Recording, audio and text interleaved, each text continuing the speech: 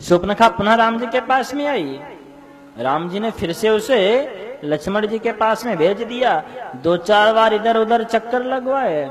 अब तो शूर्पणखा विचार करने लग गई, ओ ये जो सामने सूखी दुबली पतली सी औरत बैठी है ना, इसी के कारण ये लोग मुझे इधर उधर नचा रहे हैं। चलो मैं इसको ही खा जाती हूं। शूर्पणखा वासना है, और शूर्पणखा वासना है, सीता जी भक्ति हैं। वासना कभी भी भक्ति को जीवित नहीं देख सकती, हमेशा भक्ति को खाने की बात सोचती है, क्योंकि वासना में बनावट होती है। अब तो यह सीता जी के पास में गई, इसने अपना मुख फैलाया, और जैसे इसने मुख फैलाया, राम जी ने कहा भैया रुक रुक रुक, क्या हुआ? बोले लक्ष्मण जी पीछे से इशारा कर रहे हैं, अब वो शादी कर लेंगे ना? बोले हाँ, इस बार तो मैं भी उन्हें समझा दूंगा, वो शादी कर लेंगे। शूर्पणखा इधर आई, इधर राम जी ने इशारा कर दिया, गायब कर दो। शूर्पणखा लक्ष्मण जी के पास में आई, कहने लग गई शादी करोगे? लक्ष्मण जी ने कहा विचार तो है, लेकिन मेरी एक शर्त होगी। क्या? बोले कि मेरी शर्त यह होगी कि मैं तुमसे कुछ देर तक आंखें बंद करवाऊंगा।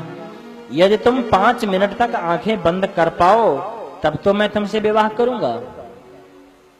बोले ठीक है, यदि शादी के लिए तैयार हो तो 5 मिनट की बात छोड़ो, मैं 5 दिन भी आंखें बंद कर सकती हूं। लक्ष्मण जी ने कहा तो फिर देर किस बात की, जल्दी आंख बंद कर। शूर्पणखा ने आंखें बंद की। लक्ष्मण जी ने कहा आंख खोलना नहीं। बोले नहीं खोलेंगे। धीरे से लक्ष्मण जी ने तलवार निकाली। बोले अपना हाथ आगे कर। क्यों? हाथ से क्या करना है?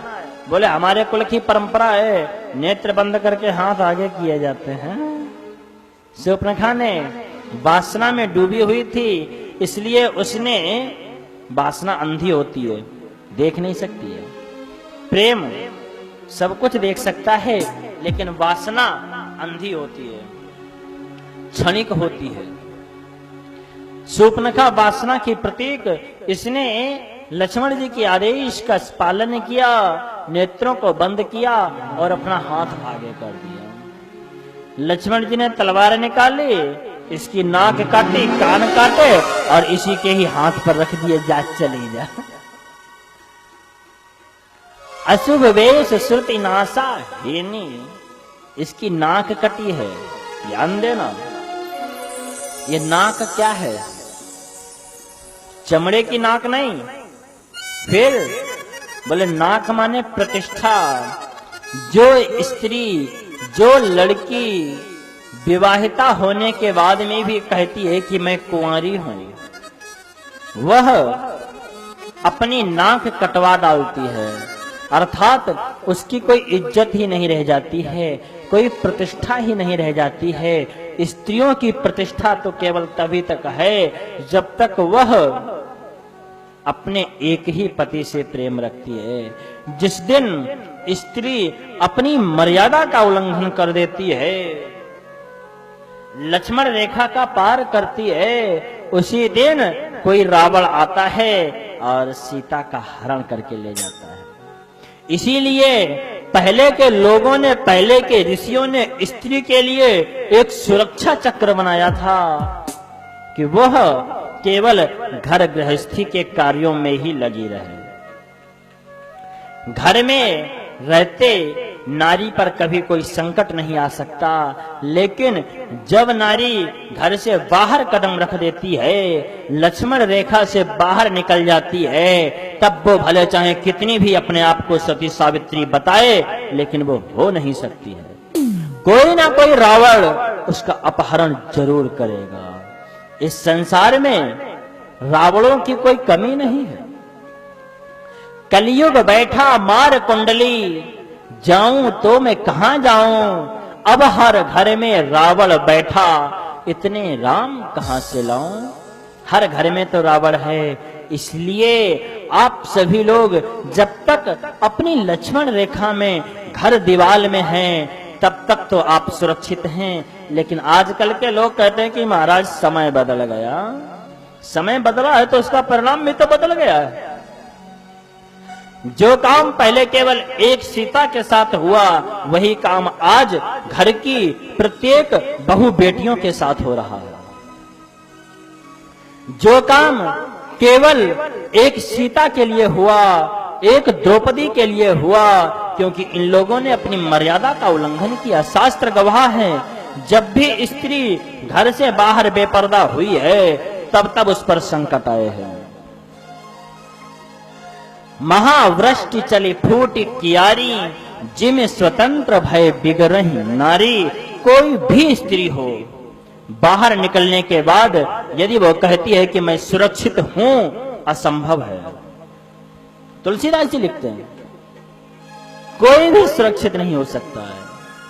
महावृष्टि चली फूटी कियारी, महावृष्टि चली फूटी कियारी, महावृष्टि चली फूटी कियारी। महावृष्टि चली फूटी कियारी, जिमि स्वतंत्र भय बिगरहि नारी। जिमि स्वतंत्र भय बिगरहि नारी, जिमि स्वतंत्र भय बिगरहि नारी।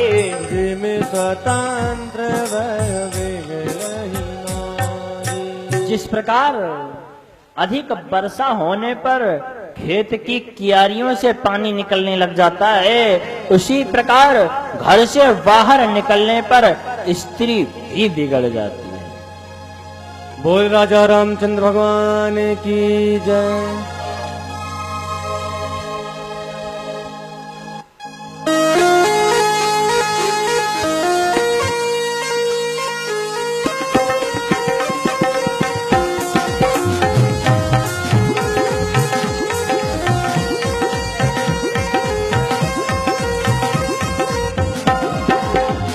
जिस भजन में राम का नाम न हो, उस भजन को गाना आना चाहिए। जिस भजन में राम का नाम न हो, उस भजन को गाना आना चाहिए। जिस भजन में राम का नाम न हो, उस भजन को गाना आना चाहिए। जिस भजन में राम का नाम न हो, उस भजन को गाना हरि बोल।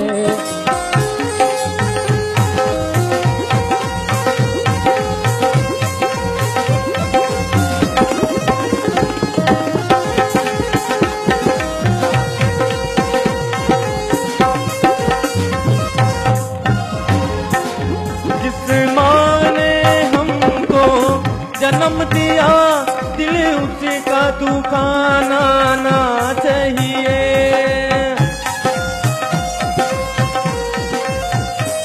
जिस माँ ने हमको जन्म दिया दिल उसका दुखाना ना चाहिए। जिस माँ ने हमको जन्म दिया दिल उसका दुखाना ना चाहिए। जिस माँ ने हमको जन्म दिया दिल उसका दुखाना ना चाहिए। जिस पिता ने हमको पाला है उसे कभी सताना ना चाहिए। जिस पिता ने हमको पाला है उसे कभी सताना ना चाहिए।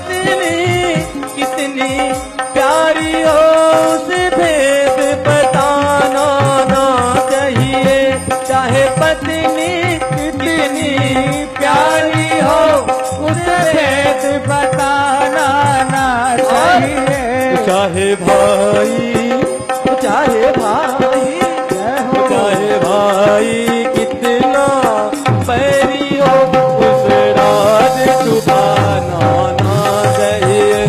चाहे भाई कितना बैरी हो, उस राज छुपाना ना चाहिए। जिस भजन में राम का नाम न हो, उस भजन को गाना ना चाहिए।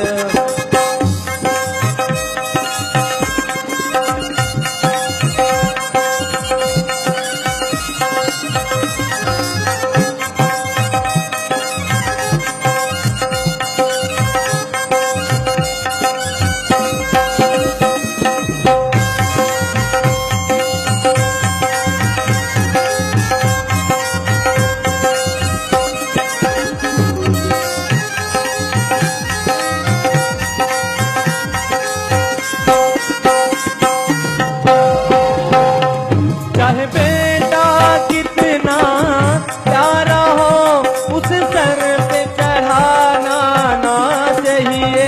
चाहे बेटा कितना प्यारा हो, उस सर पे चढ़ाना ना चाहिए।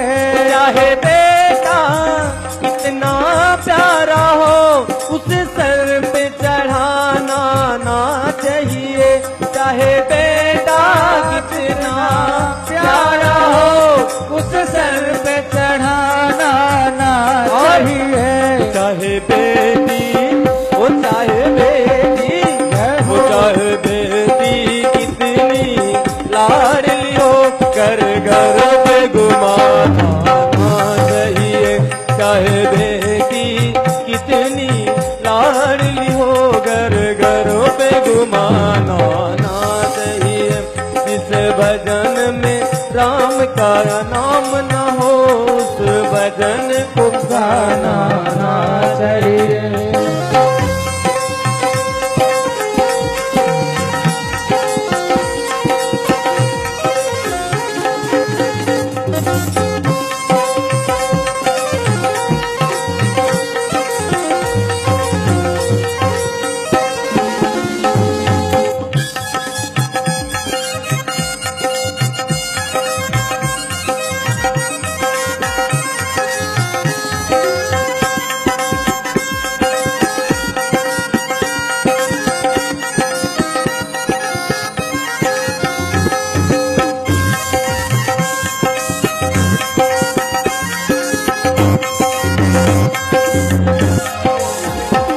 चाहे कितनी अमीरी आ जाए, अभिमान दिखाना ना चाहिए।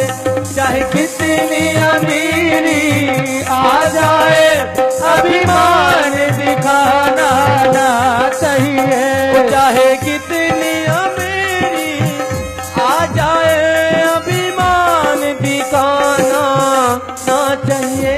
चाहे कितनी अमीरी आ जाए, अभिमान दिखाना ना चाहिए।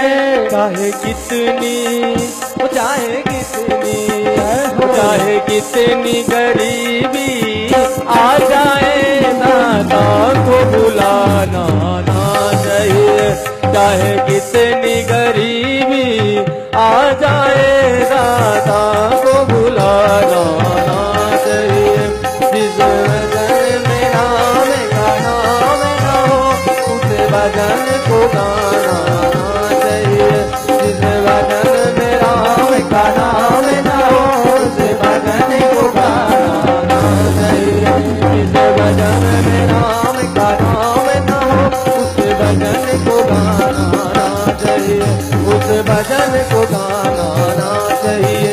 उस भजन को गाना ना चाहिए। बोल राजा रामचंद्र भगवान की जय हो। बनावट कभी भी असलियत का सामना नहीं कर सकता। बेटी चाहे कितनी भी प्यारी क्यों न हो, लेकिन उसे कभी भी घर घर में मत घुमाना। जिस दिन बेटी घर घर में घूम गई, उस दिन समझ लो कि आपकी इज्जत भी मिटिया मेट हो गई। लाख कोशिश कर लो, लेकिन फिर बेटी घर घर घूमने के बाद सुरक्षित रह ही नहीं सकती है। बेटा चाहे कितना भी खराब क्यों ना हो, कितना ही प्यारा क्यों ना हो, लेकिन यदि बेटे को भी अपने सिर पर चढ़ाया ना, तो वो भी बुढ़ापे पे ऐसी ठोकर मारेगा, कभी उठ नहीं पाओगा। पत्नी चाहे कितनी भी प्यारी क्यों ना हो, लेकिन उसे अपने दिल का भेद नहीं बताना चाहिए, क्योंकि जिस दिन स्त्री को अपना भेद मालूम चल गया ना, बस सभी को अपना भेद बता देगा। स्त्री कभी भी भेद छुपा नहीं सकती, और भाई चाहे कितना भी दुश्मन क्यों ना हो, लेकिन भाई से कभी अपने मन का भेद छिपाना नहीं चाहिए। जब जीवन में ये सब बातें हो जाएंगी, तब लगता है कि जीवन कुछ सार में हुआ है, लेकिन आजकल तो हर चीज उल्टी हो रही है। बहुएं तो बेचारी ऑफिसों में जा करके काम कर रही हैं, और आदमी बेचारे घर में चूल्हा चौका कर रहे हैं। आदमी बेचारे घरों में जाकर रसोइयां बना रहे हैं, और पत्नियां बाहर जाकर के ऑफिसों में दफ्तरों में काम कर रही है। समाज बदला नहीं है, हम बदले हैं। आज हमने समाज को बदल दिया है। लोग कहते जरूर है महाराज समाज आगे बढ़ गया, कहाँ बढ़ा है, वहीं का वहीं तो है। जिस जमीन पर रहते हो, क्या वो जमीन 1 इंच भी कहीं आगे पीछे हुई है? वहीं की वहीं तो है। जिस धरती पर रहते हो, वो धरती वहीं की वहीं है। जिस आकाश के नीचे सोते हो, वह आकाश भी तो वहीं है। फिर समाज क्या बदला?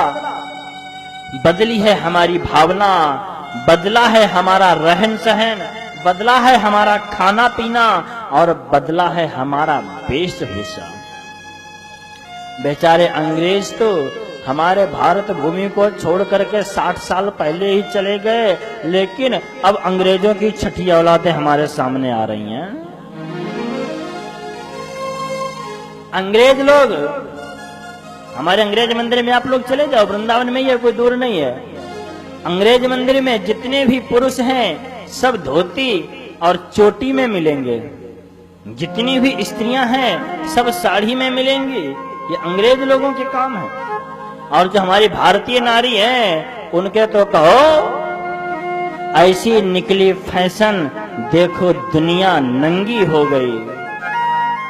कहते हो समाज बदला है।